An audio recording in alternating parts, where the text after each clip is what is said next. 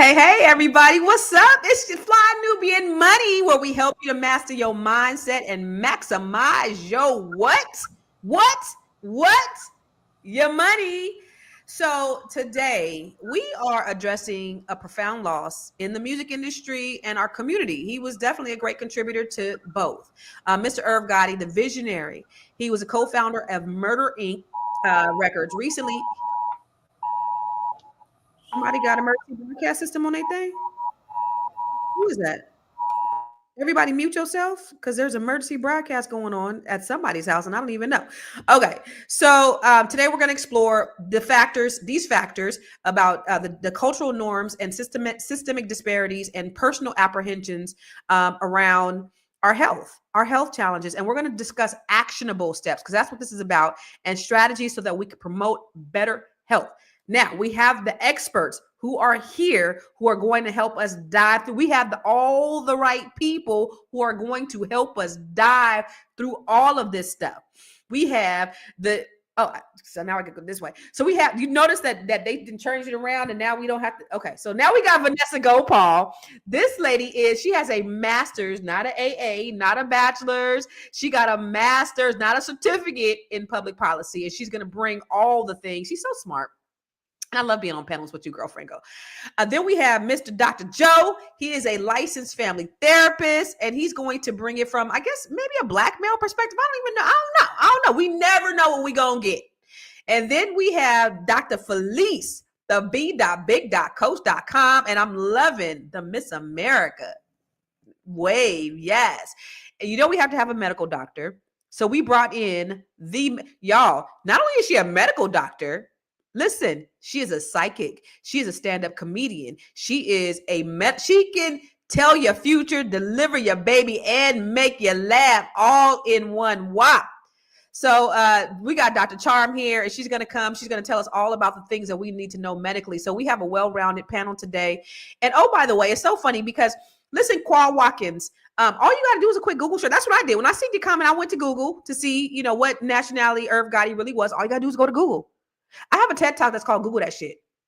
All you got to do is GTS, and you can find out that the man was black. He's black. It's so funny when people say that. I mean, even if he wasn't African-American, I just want to give you a quick history lesson real quick before we go in. Do you know that the boats went in different places? It went to Cuba. It went to the island of Dominica. It went to all of these different places. They are still, guess what? Black. Even though they say, I Dominican, I know black. Guess what they are? Black. These people are black. So anyway, he wasn't even Dominican though. They said he was mistaken for a Dominican. He was actually, his grandfather was Filipino and black. He's a black man. But first, let's get into this video. I want to look at this video and then we're going to talk about it. And then, the main thing is, what's the solutions? Because this seems to be a problem. Y'all remember, I know everybody on this because we all black and we all of a certain age. You remember the saying? You don't believe fat meat is greasy. Y'all remember that? Irv Gotti didn't know fat meat was greasy, and unfortunately he succumbed as a result. So let's look at the video. Irv Gotti's final moments were spent playing poker and eating Chinese food before a massive stroke took his life. His brother just revealed the shocking details about what really happened that night. The music mogul never took his health seriously. He barely went to doctors and even denied being diabetic when they finally diagnosed him. This stubbornness would ultimately lead to his downfall. The stroke that hit him was hemorrhagic, meaning a blood vessel burst in his brain. It wasn't just bad luck. It was the result of years of ignoring warning signs and medical advice. 6 months before his death, he had already suffered a first stroke linked to his diabetes. The hip-hop community lost a legend, and the funeral was packed with icons like Jay-Z, Fat Joe, Ja Rule, and Ashanti. They all came to pay their respects to the man who shaped the music industry. But here's the real tragedy. This could have been prevented. Gotti's brother says it straight up. If Irv had just taken care of himself and listened to his doctors, things might have been different. It's a wake-up call about taking health seriously, no matter how successful or busy you are. Sometimes the biggest battles aren't in the music industry. They're with ourselves and our own habits. Yeah, that's unfortunate. So that, again, that's literally, he didn't think that fat meat was greasy because he kept eating it. And then somebody said in the comments that MSG is the worst. Like health wise, it's the worst. Where's Dr. Dr. Charm? What's going on with Dr. Charm? So, Vanessa, what was your thoughts when you learned that he succumbed to that? And yeah, what was your thoughts? And then I mean, I thought he was very young. I think I was kind of blown away, especially at this point in life. I'm like, wow, that's really young. But I've dealt with family members, specifically my dad, who have really had a hard time kicking things like diabetes, high blood pressure. We forget that food, some of our habits like drinking, it's an addiction. And then I think it's also a reflection, which I'm sure both of the doctors can speak to that on the panel today, is that in addition to like my father, he would cope drinking. He went to Vietnam War. And so I think this cycle of like bad habits is promoted when you have like mental health issues, when you're dealing with stuff. In addition, that's kind of what they push off to us for years.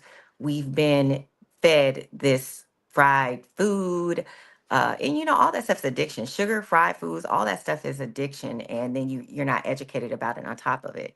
So that those were my first thought. It kind of reminded me of my experience with some of my family members, specifically with my father. Yeah, that's actually that's a good direction to go.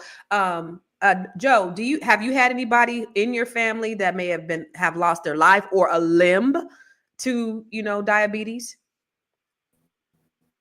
You're muted.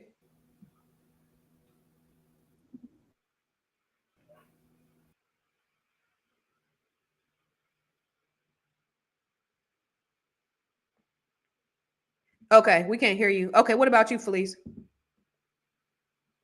So I know of people who have passed away because of diabetes, heart disease. My daughter's grandfather, he lost limbs due to diabetes.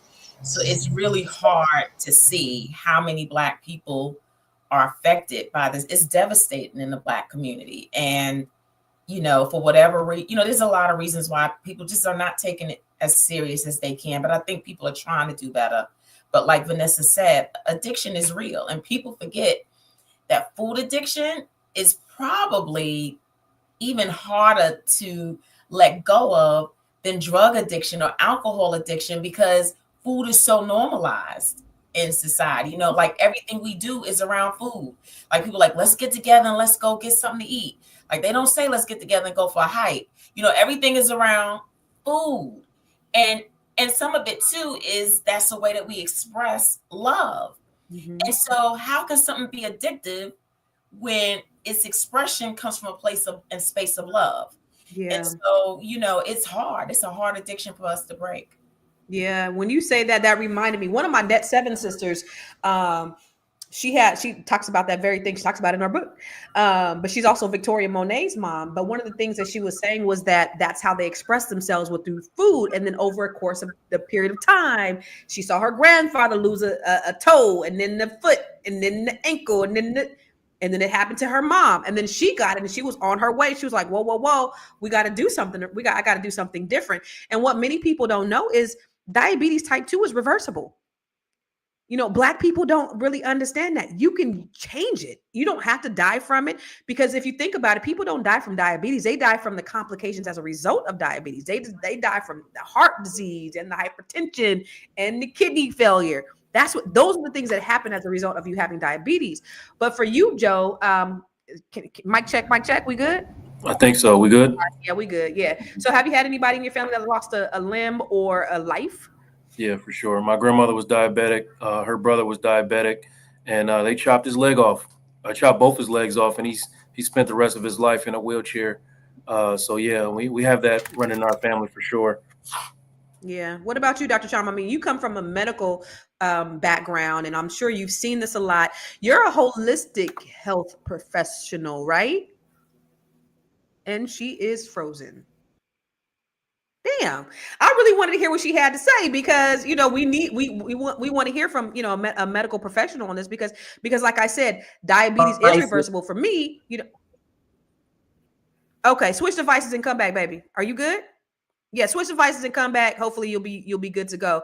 For me, I've had people like my mom. I think she now has diabetes, and I'll be like, "Yo, mama, okay, why you over here big backing? Yo, that's how I talk to her. You ain't gonna be walking around here without a toe, but it is very simple. It's just like, take sugar out of your diet, watch what you eat in moderation. I'm so grateful that when I go to the doctor, I go every 6 months, and if you're at that age where they're asking you all these questions and you're like, no, and then every time I say no, I'd be like, oh, thank you, Jesus. No, thank you, because we're of a certain age where all of these things can be happening to us. But I think what Black people really have to realize is that we can change what we do, but somebody said it's cultural. It's I love what you said, Dr. Felice. Like, we don't talk about, hey, let's get together, go for a hike. Negroes will look at you crazy. What you mean go for a hike? If you don't get over here and eat some of this fried chicken and these hog maws and quit playing.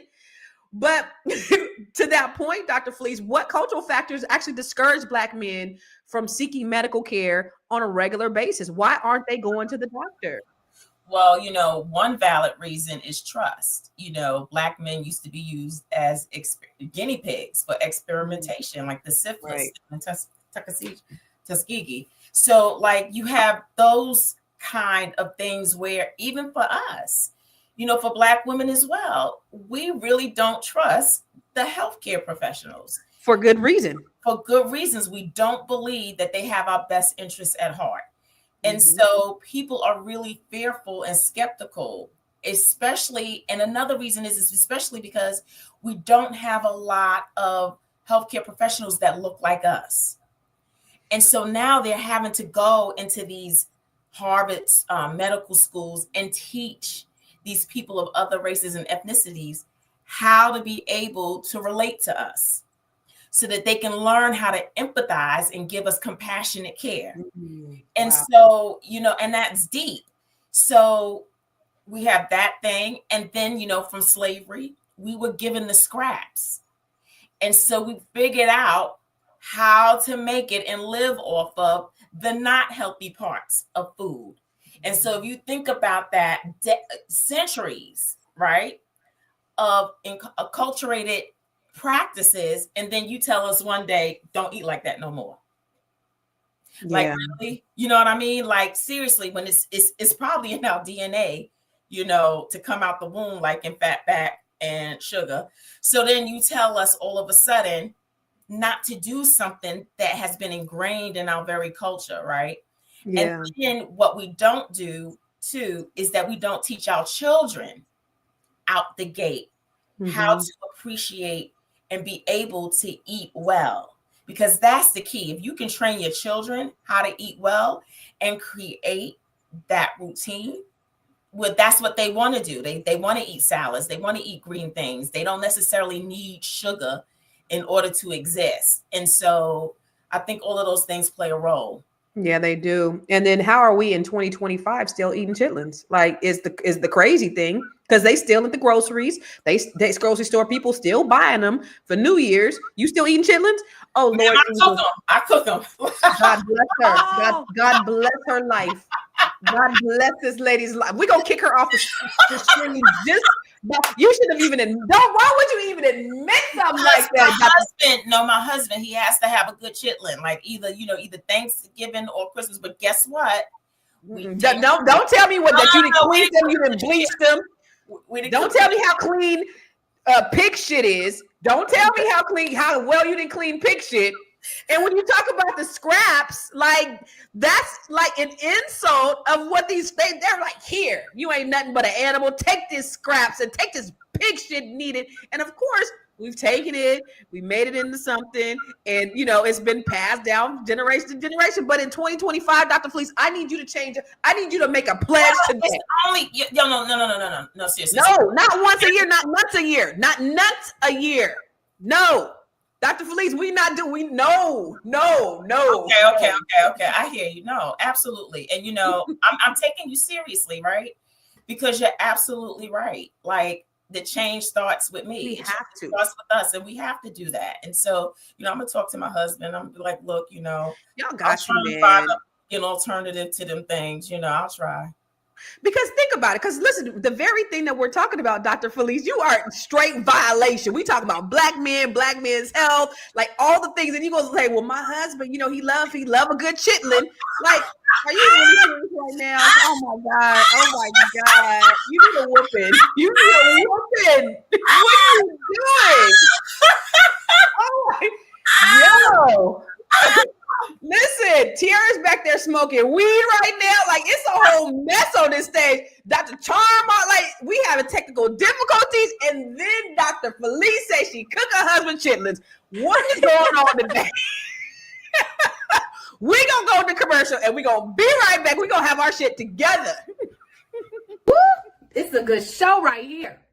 But I'm biased. If you are just tuning in, you are watching Fly Nubian Money, where we help you master your mindset and maximize your money. My name is Tiara Williams. I'm also known as Miss Black Hollywood, and I'm the proud producer of this show because it is lit.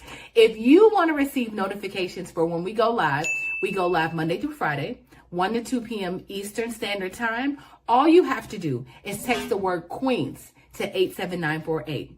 That's Queens to 87948. That's QUEENS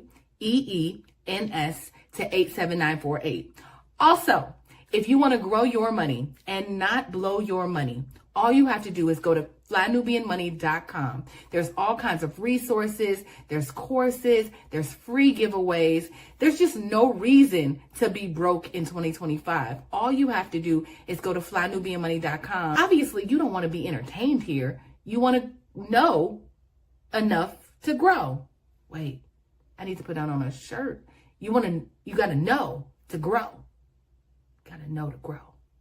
So know and grow with flynubianmoney.com. Okay, so outside of the chitlin comment, Dr. Felice had some really, really valid points. I mean, she did. So please don't overlook everything else. One of the things she said that I think is very important. She still has credibility here, y'all. You know, I love her. I do. I love her. I love her. I for real. But one of the things that you said was that we're afraid of, we're afraid to go to the doctor. Like, men are afraid for very good reason. Listen, I read the book Medical Apartheid by Harriet Johnson, I believe it is. And what she talks about is the, not just the Tuskegee experiments, but you also had the father of gynecology who was using Black women as lab rats so that they could make gynecology medicine easier for white women. There's been so many instances, even how they're trained in medical school, where they say that Black tolerance, our pain tolerance is higher than everybody else's. There's so many misconceptions, and there's so many reasons why we should. And then you have only 5% of the medical profession that are Black doctors.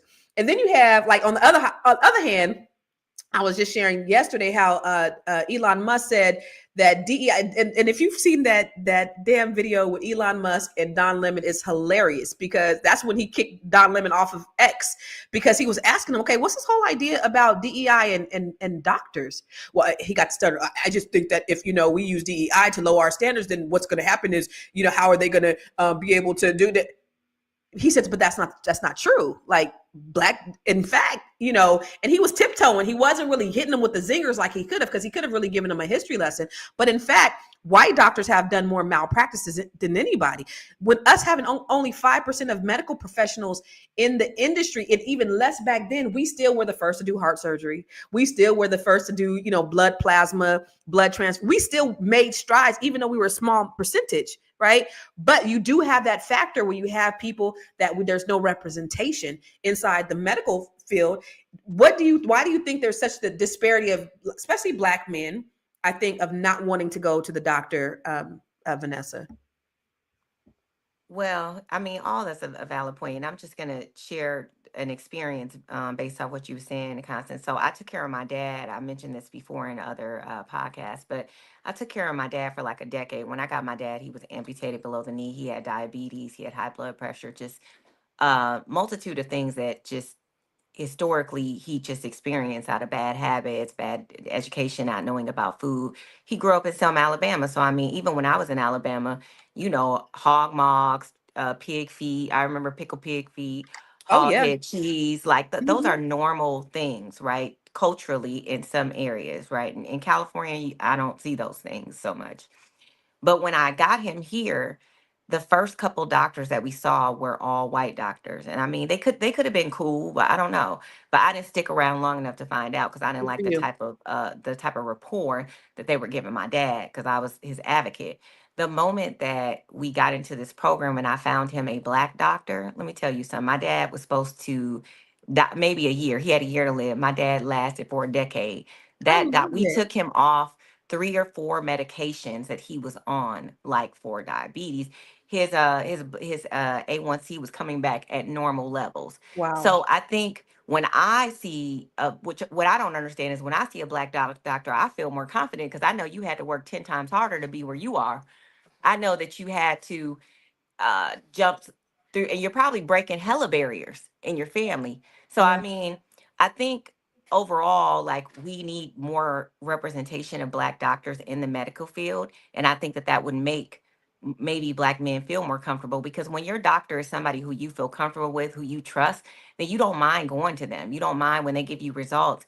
You're like, did they skew the results? Did they mix them up? Are they trying to put me on a drug? Because like same thing with me. I had to keep going to see till I got to a doctor because these doctors, I feel it. Like why you wouldn't trust the system historically, and then just going to see doctors. It's just like they don't care. They want to pump you full of pharmaceutical drugs. They don't care. They're trying to get to the bag. It's the way that the system is set up doesn't work. It's not in the interest of the patient in It's general. So then you add another layer to being black. So I just feel like for sure we need more black doctors and black medical professionals because the experience is completely different as a black person. I think both women and especially men, because I feel like men go to the doctor way less. yeah, yeah. I mean, what you 100%. And statistics show that when you have a white man and a black man that will go to the same doctor for the same treatment, they will treat them very differently. They will shoot a black man out, maybe give him some aspirins, and they will run all the tests and do all of the things for the white man. Totally different treatment. And that's the reason why black people in general get diagnosed later. That's the reason why they're dying earlier, is because we don't get the same treatment, even if we do go to the doctor. And then another lady in the Net 7 Collective, she wrote this book, but she's a medical doctor. And one of the things she was saying, y'all, was that they get bonused. She said, medicine is killing us. They're feeding you poison. She is a doctor. She said, I get bonused if I give you medication. If I keep putting you on medication, I get bonus. And all it's doing is it's giving you more medication, but some other things is helping this one, but it's tearing up this. And so it's a whole system. Then, like you said, Vanessa, add being black on top of that. Mm-hmm. The system is already effed up. Add being black on top of that. Fine. No, I knew we had the right doctor when her goal is I want to get him off of some of these medications.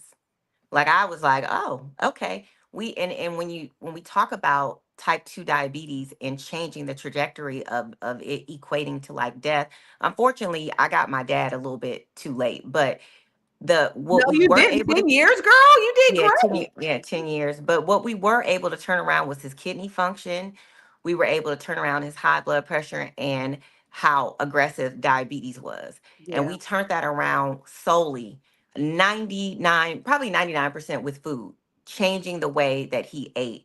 So I think it's imperative that, and I think, but we have to teach our children very young too, Yeah, of that how part. to I got to eat. do better Yeah. with that. I got to do better with that because I still bring the Oreos in and the snacks in and the fruit snacks and shut up and take, just keep you quiet, and I need to do better. I don't eat it, but I bring it in for my kids. So now I'm creating the same habit. And so thank you for saying that, because for me, and then you also said that, Dr. Felice, is that we just got to do better with what we're bringing our kids. I just figure, they'll figure it out at some point. They don't want to be, but they're not. They learn from what we teach them. Let's go to break and then we'll continue the conversation. I know you're busy, you got things to do, and you can't take us on the go with you every single day. Good news for you. We are now on Spotify. So if you can't watch us, now you can listen to us on Spotify.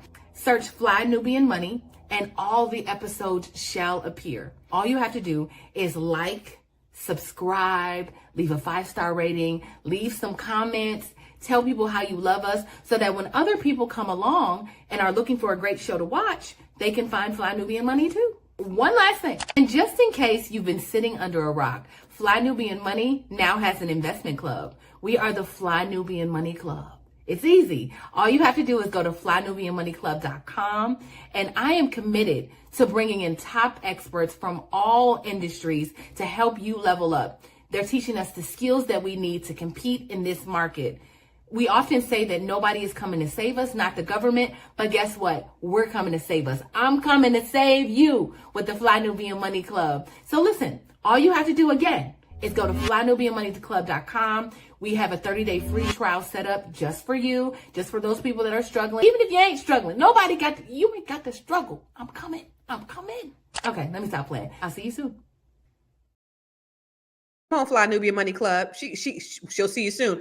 This comment right here. They go for the prescriptions. I had to tell the doctor to do blood work and for other tests. And you know, the thing about it is Dr. Charm looks like she's smiling and she's, Lord, my question was for you, Dr. Charm, because one of the things that Dr. Shirley from Net 7 said was that she said food is medicine. To confirm what you said, Vanessa, food is medicine. What we eat, instead of taking the medication, if we change our diet, we can actually change our life. So I'll go to you, Joe. Like, have you seen anything, just being a Black man, any disparities of the way like doctors treat you as opposed to, and I don't know. I mean, I don't know if you've been around white people, but do you see them like rushing you out, or, you know, have you had to advocate for yourself? I have in fact been around white people. It's incredible. Is it? It's an incredible. Do they go into the room with you too, and you guys examine at the same time? No, I'm just playing. No, listen. So I've been relatively healthy my whole life. I endured a lot of stress during that 4 or 5 year period that I was going through that legal stuff. So at the back end of that, I'm going to the doctor and they're like, "Damn, you got high blood pressure." Okay, wow, I never had high blood pressure before. And also your kidneys are failing. You know what I mean? So the first thing they do, I'm going to see a regular doctor and I'm going to see a kidney doctor. And these two aren't even in alignment. And they're telling me different things, trying to put me on different medications and whatnot. So ultimately, I just, I'm like, I'm not, y'all can have this shit. I'm not finna go to either one of y'all, right? So that's kind of, I just ran that through to give y'all like the experience from my perspective as a Black man going to the doctor. They talk to you for 5 to 10 minutes about something serious. I mean, you're talking to a person whose father spent the last years of his life on dialysis. So you telling me my kidneys is failing and you're going to talk to me for 10 minutes about that? No, we're not doing that. You got to tell me what's going on. How likely am I to be on dialysis and finish my life on? I don't want to do that. And, like for me, I eat right. I exercise, work out almost daily, regularly. So how is this happening to me? You know what I mean? And to this day, I still haven't found out how or why. So it's totally. Have you reversed that? Have you reversed it? I did reverse the blood pressure on my own. Like they was giving me medications, and I was taking them at first because my wife was like concerned. So I was taking them for her benefit, but then I stopped taking them, and I just started doing other things that I started reading up on other ways to improve your blood pressure, and I completely cut the medications out, and I reversed the whole blood pressure thing. The kidney thing, I don't know exactly what I'm gonna do about that, but that's somewhat hereditary. Like, this Negro didn't give me nothing but his diseases. Oh, snap. So damn. Oh, shit to pass on. Did they test you for what is it? I think it's called FSG. I had a cousin who was young, healthy, and he had that. It wasn't what he was eating, but it was just genetically. Yeah. No, they didn't. So like that's basically my point. It's too difficult for us to find someone that we can trust and talk to. And I'm sure there are doctors out there that are dedicated to doing this for Black people and Black men in general, but it's too difficult to find them. And when you do find them, they're all booked up, right? Because they do good work. Don't give up. The beautiful thing is, just like Deborah said, very good, Dr. Joe, keep doing your own research. They done fucked around and gave us the internet. You got the power of the internet. So there's a lot of things that you can find out on your own where you don't have to rely solely on a doctor. One thing Deborah Will Win said, we can't use their rule of standard for us. Unfortunately, they're not like us. And then Kevin said, as a Black man, I've always had to advocate for others in my care and for myself. So Felice, Dr. Felice, what can we do to advocate for ourselves? Because that is the thing that is important. If you cannot just listen to what these doctors tell you, like there's things that you can do. What are some things that you can do to advocate for yourself? Well, follow me. Me and my co-founder, Dr. Devetta Hammond, we started a nonprofit called States of Wellness. And so what do? We go into the 50 states and we bridge the health disparity gaps by getting teams of trust.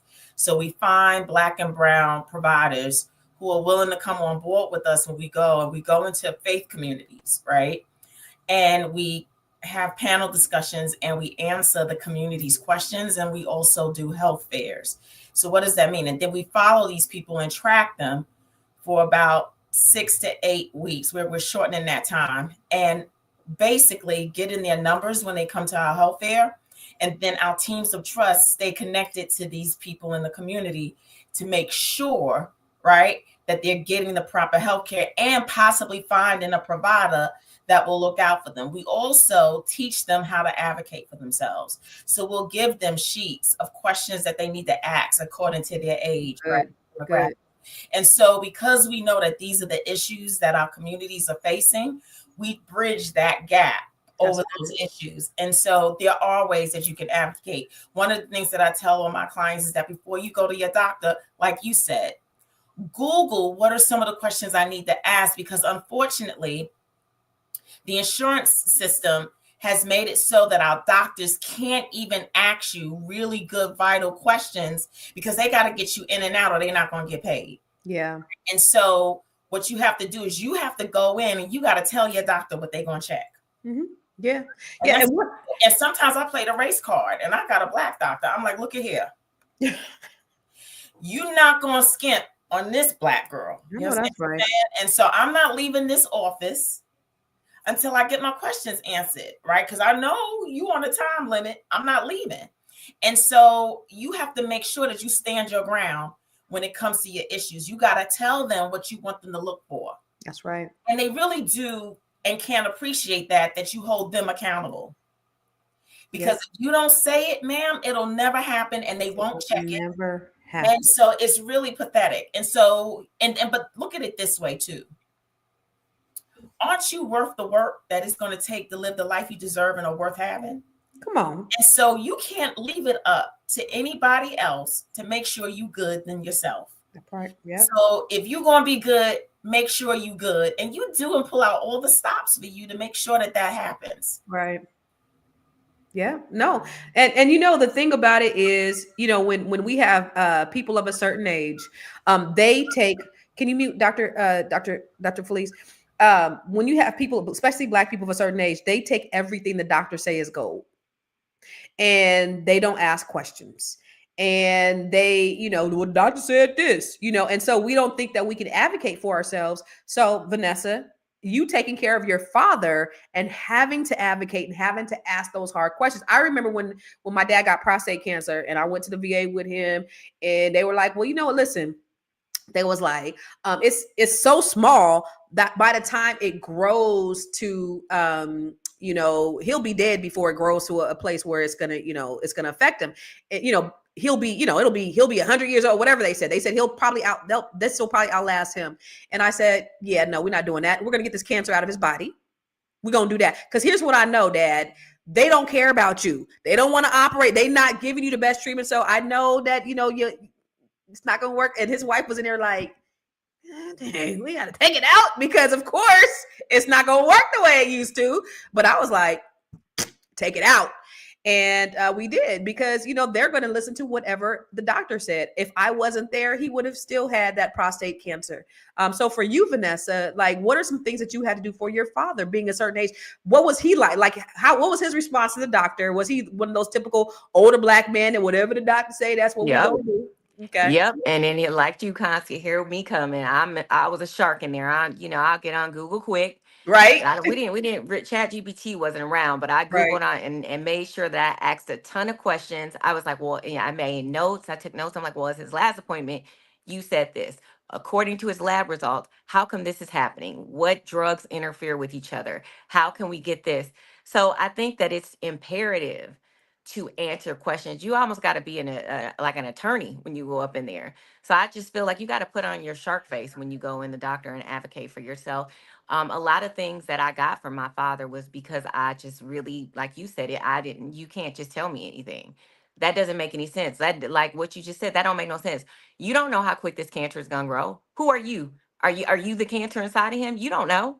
You're Right. practicing medicine. And that's what we have to understand, that doctors They're are practicing. practicing medicine, which is the reason why it's so hard to sue them, because that's what they're doing. They're practicing. So, if a doctor is telling you something and something doesn't feel right, you have questions, get all your questions answered. And guess what? If not, go to a different doctor.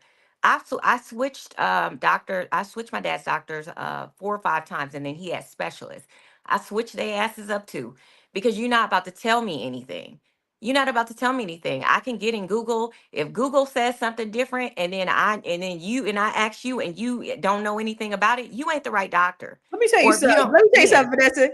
When Google came around, that was the worst thing to a doctor's life. You hear me? Because now everybody is a professional. That's yeah, right. Now I yeah. know the questions to ask. You can't get over on me no more, right? Yeah, no, you can't. But a good doctor, honestly, like when I got my dad to the doctor that I love, I stopped. I just let her kind of take over. I could relax a little bit, because she would be the one, really making sure, asking me all the questions. How's he doing? Was he doing? He do this? How he's been on this medication for 30 days? How is he responding to it? Like, those are the type of questions where I was like, oh, she in her medical bag. Right. So you really have to get with someone, that I think a doctor too, who's just passionate about the people that they see, because there are doctors like that. Like I switched OBGYNs because, let me tell you something. I went through so many. I almost died messing with some of these fraudulent OBGYNs. Wow. But when I got a good one, she stayed with me. She asked me questions. She wanted to run tests. I could tell she was thoroughly interested in me. So I just think, like anything, we go shop for good bargains and can stay online looking for stuff all day. You got to be like that with your doctors. Right, right, absolutely. Mine too. I remember I told them I had some issues with my OB in California, and she was like, "Okay." Came down here, and it was like, "Oh no, you have fibroids. Let me do an ultrasound. Oh, you have," and I've been had them fibroids, and I told her the same thing I told her, but this one actually did the work, or order the test. Like, that's all she had to do was order an ultrasound, and then we found out that I have fibroids. But one things that you said that I really want to just put an exclamation point behind is that you can change providers. I want y'all to understand that. Like, y'all, if a doctor is not giving you the attention that you deserve, if they're trying to rush you in and out, if they're not talking to you, if they're not explaining to you, guess what? You can swap them out. You really can. We'll talk more, and I think we got Dr. Charm coming back after this next break. Are you a Black business owner looking to expand your reach? Well, has Fly Nubian Money got good news for you? We are building a Black business directory to connect you with customers who need your services. And here is the best part. It is absolutely free. Email us at info@realvirtual.net. Send us your business name. Tell us a little bit about what you do, what services you offer, your website address, and your contact information. That's it. Together, we are going to build and circulate the Black dollar. Get listed today and start connecting with people who are probably already looking for you. Man, I'm trying to tell you, Gwen make me want to go into a dark closet when I listen to her voice. Woo! My God, sexy. Mute yourself, Dr. Felice. So listen, I wanted to ask you, as you kept coming in and out, I almost got seasick watching you come in and out, Dr. Charm. You good? You Gucci? I'm Turn your glad phone to this be back. way. I've been on 2 or 3 different devices. I'm on device Turn your number phone this 3 way. now. Can you turn your phone this way? Can you turn your phone this way? Okay. Oh, are we good? No. Can you unlock it? Let me unlock it. Lord Jesus. Okay. We just want you to, just kind of balance out. But while you're unlocking it, Dr. Charm, what I did want to ask you, because you're a medical professional, you're a holistic health provider. What are some things that we can do today to start eating to make sure that we have that longevity, that we're healthy, that we're not getting sick? because Well, Black people, I got a few culturally. things I want to say. Okay, go All ahead, right, girl. y'all can see me, right? So I apologize. I don't know I've never had this happen before. So anyways, we're on device number 3. But here's the thing, and I was listening to you guys backstage while I was trying to get my technical stuff together. What struck me is that Irv Gotti was no longer married. And we neglect the fact about human relationships and how important that is in health. That's Most a of the great time point. when I was practicing, the wives were the ones that were dragging these husbands into the offices. And so marriage has shown to lower depression, lower heart disease, lower risk of stroke, because loneliness really increases what we call inflammation. And so you think inflammation like, oh, I hit my arm, I hit my leg, or I sprain my ankle, and then it swells up, and then it starts to, you wrap it and you put ice on it, and after a matter of time it goes down. That's kind of the physical manifestation of inflammation, but we have in our bodies what's called inflammation. And when you have chronic inflammation in the body, it can lead to obesity. It leads to heart disease, stroke, heart attack, all these things. And so actually having human connection reduces the loneliness, reduces inflammation, and having that human connection reduces the risk for those diseases. And so I'm looking at the fact that Irv Gotti got divorced in 2013. I don't know if he was involved in a long-term relationship, but he hadn't been married for, over a decade. And so I really want to say cultivate our human relationships and marriage. Like, I am team pro marriage, and we talked about other shows where Black marriage is at 30% right now. And it's slated to be at 17%. So that's important. And then as far as just health, definitely watching what we eat, because that's one thing. The wife is traditionally, the woman is the one cooking the food. Why that man was eating that Chinese food is because he ain't had no wife to cook him no food. He didn't have no wife to fix him a good home cooked meal, and so she's doing the shopping. She's doing most of the cooking, the grocery shopping, and then also it reduces the risk for these social things that men are doing that aren't really healthy, like excess drinking and smoking. Because remember, smoking and drinking really lead to some of these increases risk for a lot of these illnesses. And so that's my spiel on it. Of course, we want to eat right and exercise and do the holistic health stuff, but social relationships is just as important.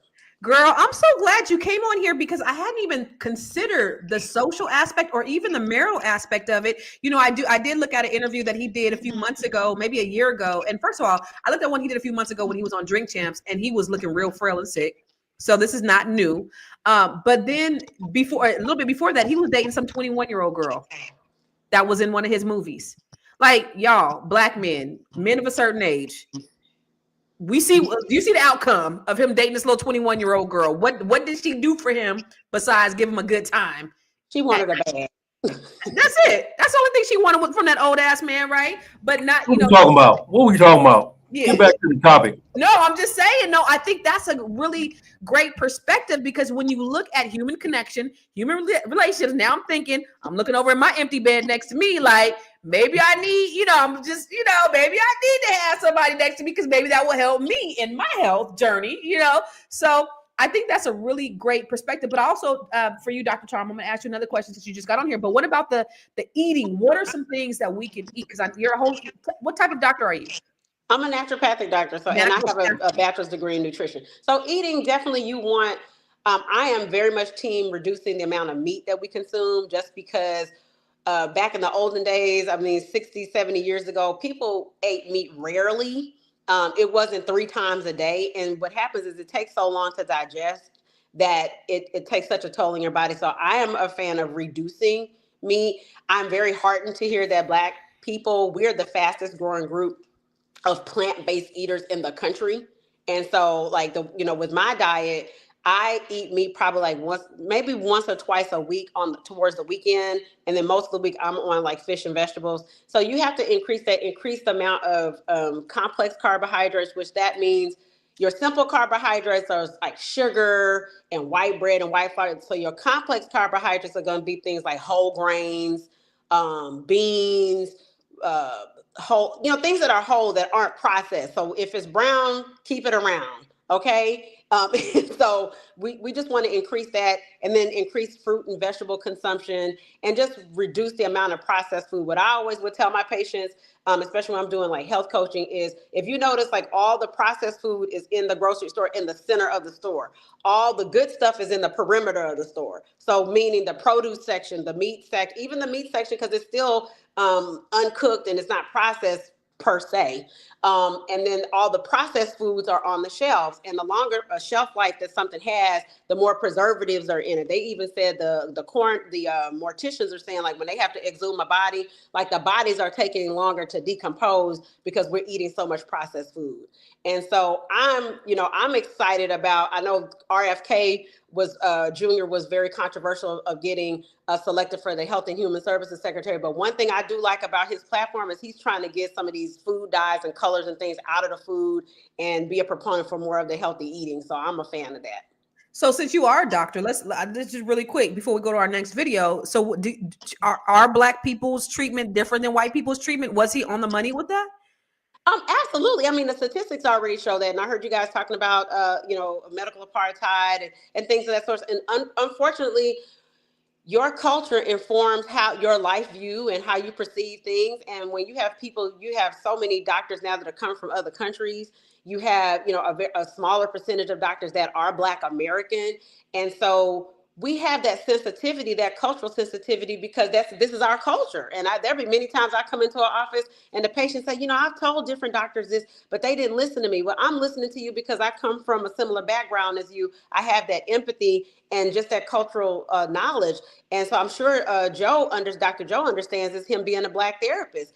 I have a Black therapist now, and it's like night and day. I had great therapists before that were different races, but when I got a Black therapist, it just really clicked. So it's something about people just even feeling more comfortable sharing things that are bothering them with their doctor or their therapist when they do look like them.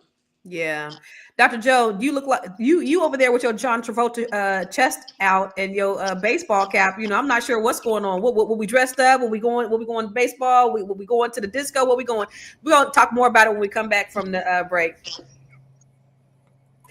Oh, actually, we got a video. Let's do the video. Ate a bunch of Chinese food while playing poker and had a massive hemorrhagic stroke, which is bleeding on the brain, and it diagnosed when he was in his 40s, late 40s.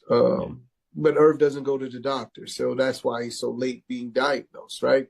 And then when he finally did go get a real physical and a checkup, they was like, "You're diabetic," and he didn't believe it. My dad. Type 1, Chris? Irv was type 1. And then it started with type 2, developed into type 1. So my dad was diabetic. He passed at 86. And when we talk about this topic, why it's so dear and sensitive for me, is I watched him suffer the last 3 years of his life. So it's about quality of life. When Dame is talking about being able to be with his kids, it's about quality of life and the way you actually can stay here and keep doing that. We all have to go at one point in time. We just really want to go on our terms. That's how I look at it. And Irv, sadly enough, he did go on his terms. He just didn't believe it, and he was like, "I'm going to go the way basically I wanted." So before we get to John Travolta 2, Dr. Charm, I want to ask you, is it true that you can go from type 2 to type 1 to type 2? Because I don't think that happens. Can you do that? Well, type 1, they usually it used to be known as juvenile onset diabetes, and that's where the pancreas, we would classically see it. A child may have like some type of illness, like they may catch the flu or something, and then and your body mounts an antibody response. So that's the fighters, that's the soldiers that are fighting off all these germs and all this kind of thing. And for some reason, those soldiers turn around and start attacking the body. And it starts attacking the pancreas. And the pancreas is our organ that produces insulin. So we need insulin to help process sugars. Anything you eat has sugars, whether it's sweet or not. And the insulin helps get that sugar into where it needs to go. So when you have a person that's type 1 diabetes, those antibodies have attacked the pancreas where it just doesn't work anymore. And so they will have to be on insulin, what we traditionally say, for the rest of their lives, though there are things that, people who overcome that or have, there's exceptions. So what his brother is probably saying is that type 2, when you have type 2 diabetes, the pancreas is working, it's producing insulin, but it's not, the body isn't reacting to it as well. It's not producing enough. And so that's where they start to take these other medications to help it work better. So you're still producing it, but it's not doing what it's supposed to as well. So he's probably saying that Irv got to the point where he just wasn't producing any insulin at all, and then he became insulin dependent. And so that's what happens with some diabetics. They don't have a good diet, and then their body just, the body can't do it on its own, and so they have to have that insulin. And that's probably what he's saying. Yeah. Okay. Because I was confused. I was like, I know you can go from type 2 to type 1 to type 2, because when you have type 1, it's like something that you're born with, or it's juvenile diabetes, and then type 2 is one that you can reverse. And so I was confused by what he was saying, but I think I believe he just had type 2. I don't believe the brother knew what he was talking about, but I'm no doctor. So for you, Joe, I'm not going to call you Joe Travolta. I'm going to go ahead and mute you. Can you mute Dr. Charm? I'm not going to do it. Joe, I'm not going to call you Joe Travolta, okay? Because that chest is looking real sexy with that chain right there. Oh my God. Chef kiss. Anyway, how can we foster like positive dialogue around around having these conversations with Black men, you as a therapist, making sure that this is something that's ingrained and embedded into our culture? How can we do that? I missed your whole question, Head Molati, because I couldn't understand a word what you said. You knew what I said. You knew what I said. Only reason why we don't see yours because you got that hat on. But let's go. How can we foster dialogue? That's why you got that. You hat. Wait, that's why he's sexy down here. He got the hat on up top. Yeah, send you a damn hat in a minute. You got to cover it up. Anyway, how do we foster these dialogues within our community, though? For real, Joe. Like, what do we do? How do we bring awareness? Because this is something that, when we look at the statistics, if you bring those slides up about where we are and why, Black men have higher rates of prostate cancer and hypertension, and where's the slides? So Black men have lowest life expectancy of any major demographic. Okay. You as a Black man, Joe. Black men are twice as likely to die from prostate cancer as white men because we're not getting the same treatment. Approximately 40% of Black men aged over 20 have high blood pressure, which you just expressed. Is there any other ones? And then Black men are 50% more likely to suffer a stroke compared to white men. And so how many people do we know, Black men that have had strokes? And then only 4% of US doctors are Black, which may affect trust in communication and healthcare settings. So, but Joe, how do we foster these conversations? So it goes back to what I'm always saying, unlearning. We have a lot to unlearn as Black men. I mean, like, we are really behind on a lot of things. A lot of the things that we put in our body are harming us, and we don't talk about it. The stress that we put on ourselves does physical damage to us. We don't go to the therapist. We don't go to the doctor because there's a certain level of shame attached to these things. We're not having real conversations with each other about the things that are ailing us. Like, brother, I mean, hey, do you have diabetes? How are you managing it? We should be talking to each other about it. So we foster those conversations in community. Like, we got to talk about them to each other because Dr. Charm is right. A lot of the women are bringing us to the doctor. And then some of us, a lot of us are in relationships with women, that are bringing us to these doctors to have these conversations. I guarantee, I'll be honest, there's a lot of times I would not have gone to the doctor had my wife not have made me go. You know what I mean? Because I'm just like, look, I'll be all right. Yeah. Give me a little bit of that tussing. I'll be straight. That's why you need to be married. See, you just proved Dr. Charm's point. That's why you Black men who think that y'all better off single. How does being married add value to me? So focus because on you live longer. No, I mean I'm agreeing to your point. Yeah, no, I get it. But I'm trying to tell brothers that we need to have talks. You know what I mean? Because we go into and some of us are going to the doctors and we getting these medications, right? And then you got Constance yelling at us because our penises don't work no more, right? These medications are stopping our penises from working. Dr. Charm, am I right? Huh? I'm hearing it from I haven't experienced it in my dating life, but I it heard can be, too. That's what I heard. it can be a side effect of being on these high blood pressure medications, and this the erectile dysfunction is something that many women are dealing with, and it seems like the men are refusing to discuss it. I don't know if it's a shame around it, It's but the please, shame. men, please do not be ashamed to go to your doctor and discuss this. That's why we have Cialis and Viagra and all these other different things, because you deserve to have a healthy sex life too, and the Right. women deserve to have a healthy sex life with these men. That's right. And I'm having conversations all the time with men that are, dealing with the shame of, kind of how their bodies are failing them. You know what I mean? So it's really, has a lot to do. We have to remove the shame from the conversation so they can really, really talk about a lot of these. And then we have to watch what we put in our bodies. I mean, it's really difficult, man, because it can be really expensive to, we think it can be really expensive to eat right. And plus, we are addicted to these foods that we've, like I said, we have to unlearn. We've been eating them our whole lives, you know what I mean? And they taste really good, but they are in fact killing us. So for me, the way that I start talking about these conversations, I always make men understand and think about the people that will be affected by their loss. You know what I mean? So let's talk about that for a minute. Like who's going to be hurt? Because you're going to be gone, Right. but the pain's going to remain. Yeah. I actually, when you guys were talking, I think that we do need to have a conversation around, like a real dialogue around erectile dysfunction, like a serious conversation. Maybe I shouldn't be involved in it, but maybe we should have a serious conversation about how, what this does to erectile dysfunction, right? How emotionally we could deal with it for, Dr. Felice and Joe, and then what we as women can do to kind of foster that conversation to where men trust us to be able to have these conversations, and we can be sensitive to let them know that it's okay, and that you probably, it's okay to go to the doctor. Like that's a real conversation I think that needs to be had. But when you have these, these macho black men that, are led by their masculinity and that being part of it, it may be tough for them. But the question I have for you, Dr. Felice, is when we talk about, their willingness to go to the doctor, when his brother said that he was in denial.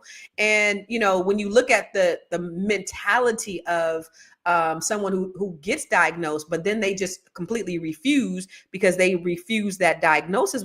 Why? What is it in him that's making him not believe that fat meat is greasy or that it's not serious? Well, first, right, if you don't acknowledge it, it doesn't exist. Mm-hmm. So a lot of times people don't want to acknowledge something so that they can act like it isn't happening. Mm-hmm. Then there's that underlying fear, right, that you also don't necessarily want to address, because that goes against that macho image of men too, because how am I a strong man and have fear too? And then that vulnerability that you have to enter into in possibly accepting what this means for me. And that's a cultural thing. Like our men don't want to be or appear vulnerable. It's a sign of weakness to them, which is an error. And so what they'll do is they'll wait, like Irv Gotti, like they wait till it's extremely severe and then irreversible at that point, right? And so what you have to realize is that the earlier that you get on top of something, the more likely you are to have the life that you can live. And don't feed into the fear, right? Surround yourself with people who are going to encourage you, who are going to support you in this journey, regardless of what the diagnosis is, and helping you, right, to change mindset, because it really is a mindset. If you stay positive, you're doing all the things that it takes to reverse this thing, you're going to get on top of it and in front of it. But as long as you stay in denial for all the different reasons that I explained, you're gonna shorten your lifespan. And that's unfortunate because from what I could tell, he was a big family man. Like he loved his family. And it looks like his daughter, recently got engaged. And so what a missed opportunity to walk her down that aisle. And had he got in front of it, that could have possibly, been his why to get healthy, was to be able to walk her down the aisle had he educated himself about the severity of staying in denial. Yeah, man. Yeah. Well, there's so much more to discuss on this. And, somebody had a comment. JJ Mars said, I was once trying to open up a healthy food store, but too many Black people don't want to eat healthy foods. And then, we could have a whole conversation about food deserts and, eating healthy foods and those, the habits that we've created because we haven't historically had them in our communities and we don't know. And, that's not the food addictions. I think the addictions that we have towards food is what actually leads us to wanting to go to the liquor store and get the hot Cheetos and and the strawberry sodas before these kids go to school. But that's a whole discussion that affects all of this. So this was a really good conversation. I think we need to continue the conversation because our health is our wealth. Our health is so important. Dr. Felice hit it on the head. And Joe, like, think about the people that you love. If you love these people, then you're going to make sure that you do everything you can to make sure that you're around for them for the long term. So we're going to go with our final thoughts, and I'm going to just do a round robin. I'm going to start with you, Vanessa, and tell us where they can find you. So, Vanessa, you can find me Instagram at Vigo Paul. All my information is there. My final thoughts is I think that we need to be honest with our children, right? A lot of times when we're already in our 40s and 50s and 60s, we're putting so much energy into changing those people, and it's really harder as you get older. The saying, you can't teach an old dog new tricks. You can, but it's extremely hard. But if we just change the education and teaching our children that food has benefits, food can make you sick or it can make you healthy. So I think that teaching that early is really important. My daughter got to see my father. He was amputated below the knee, and I tell her that's a defect, consequence of some of the actions of drinking and food. And some people will say, "Oh, that's just too much for her," but she picks healthy options. So I think it's very imperative for us to teach our children about what goes into their body, and I think that's a great start for our community. Good shit. Thank you. That was really good. Thank you. We're gonna go with you, Joe Travolta. Listen, I just want y'all to get in the community. I'll be real quick about it. Just get in the community, talk to other Black men about some of the things that they're ailing from. I guarantee you, whatever you're dealing with, you're not alone. Please listen to your bodies, and respond accordingly. It's not as easy as I'm making it sound, but it is possible. We need y'all. We need y'all to be upright and healthy. You know what I mean? And we'll do what we can to keep your penises working. You can find me at realuconsulting.com. On there, you can go to the link for the GoFundMe. I'm raising money to get Constance a collection of headbands to keep her forehead concealed. All right. Y'all have a good day. Everybody together. Come on, Joe. Come on, Joe. Together.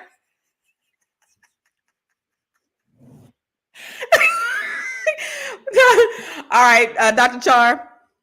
Boy, if you don't get back on here, stop pouting. As a member of a co-member of the Big Forehead Club, I got Barbara on today. Y'all know I named my wigs. I got Barbara on today.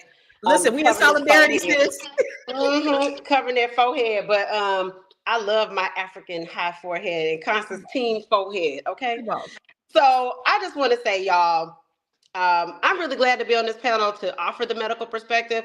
There are so many Black doctors out there, and we want to serve you. Okay, so please utilize your resources. There are websites, like even when I was picking my therapist, like I would go and look at their pictures, and they have pictures of most doctors now. You can Google them and look for them. And if you don't like your doctor, fire your doctor. I heard Constance talking about that earlier.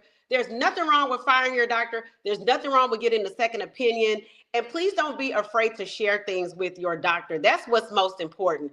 Irv Gotti, it's a sad situation, but I have seen Black men end up on the stroke floor because they had high blood pressure and they didn't know they had it. It is the silent killer. Unfortunately, there's theories about in slavery where we had to hold on to salt because we were working in this backbreaking work. And so there's higher incidence of high blood pressure due to this genetic mutation from slavery. So we're fighting battles, but I'm heartened to say Black people, we are plant-based now. I'm in Atlanta. There's so many vegan restaurants over here on the West End and Edgewood.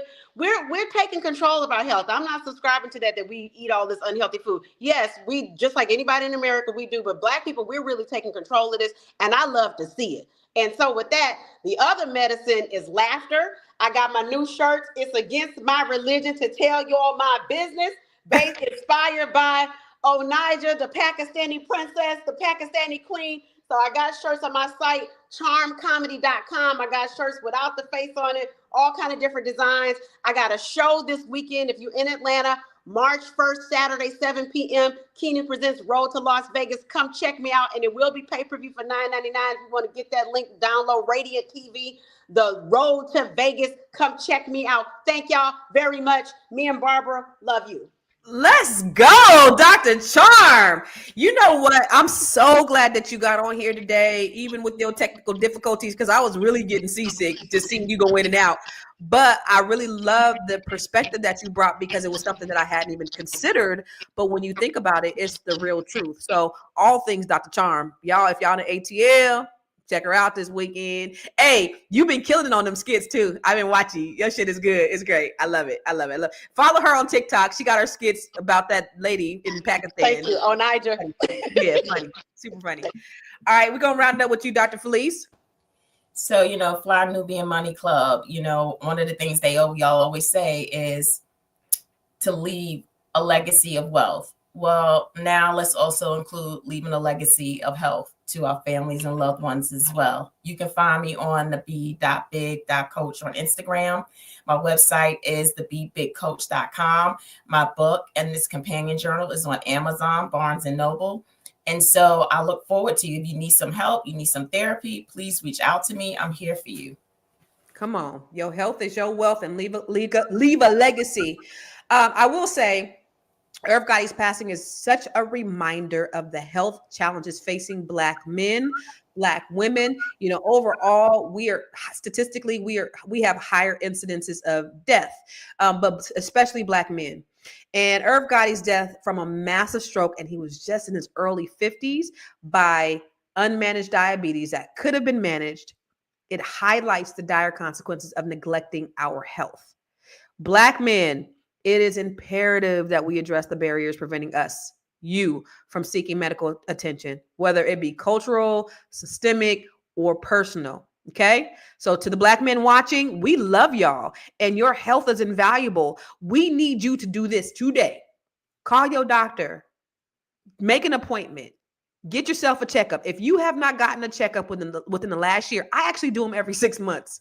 If you haven't gotten a checkup within the last year, call your doctor today and schedule your appointment and get a checkup, get your blood work, find out if you have any STDs, find out if you have any high blood pressure, if you have high cholesterol, find out today, okay? And then continue conversations with your family about the same thing. It's time that we start integrating this into our culture. This is something that's not talked about. Dr. Felice said, if we don't talk about it, it doesn't exist. We have to continue to have the conversation. So I want to say a big thank you to our panelists.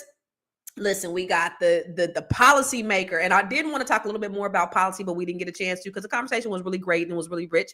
But we got the policy maker. She ain't got a certificate. She ain't got an AA. She ain't got a bachelor's. This chick got a master's in public policy. Then we got Miss Doctor.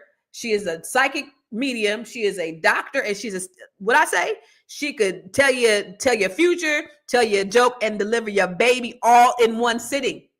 Then we got the B.big.coach. Look at Joe's already ready. And then we got Joe Travolta. Thank y'all for an amazing panel. You guys your information was so invaluable. We're here every day, Monday through Friday. You'll see me next Tuesday, but we're here Monday through Friday. And if you don't see us live, you can watch us on Spotify. Search for Fly Nubian Money, okay? And then also, remember, you can always text Queens to 87948. That's QUEENS. If you want all the latest updates, if you want to know when we are having a new training, or you want to know when we come live, or you want to get some stuff from Dr. Boyce, text Queens to 87948. We appreciate you. We're going to see you tomorrow. Same time, same bat channel.